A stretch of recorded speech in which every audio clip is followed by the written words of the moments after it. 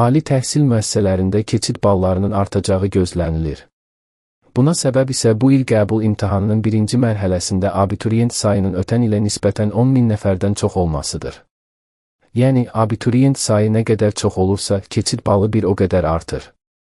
Bəs bu il ballar arta bilər? Məsələ ilə bağlı Pancomi TV-yə təhsil eksperti Kamran Əsədov açıqlama verib. Bu il qəbul yerləri ötən ilə nisbətən çox olsa da, bu heç də abituriyentlərdə arxayınlıq yaratmamalıdır.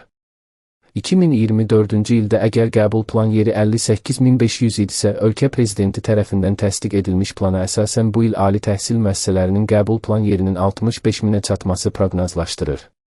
Plan yerləri keçən illə müqayisədə ən azı 5.000 nəfər çoxdur. Amma bu trendlərin sayı 10.000 nəfərdən artıqdır. Həmçinin yüksək bal toplayanların sayı keçən ilki ilə nisbətən çoxdur. Sözügedən mövzu ilə bağlı DİM-dən bildirildi ki, yayda ixtisas seçimindən öncə keçid ballarına təsir edə biləcək amillərlə bağlı jurnallar dərc ediləcək. İndidən hər hansı proqnoz söyləmək isə düzgün deyil. Abituriyent jurnalının 4-cü sayında konkret ixtisaslar üzrə ayrılmış plan yerləri dərc ediləcək. Yəni, ümumi plan yerlərinin sayı arta bilər. Amma bu o demək deyil ki, həmin proses bütün ixtisaslara şamil olunacaq.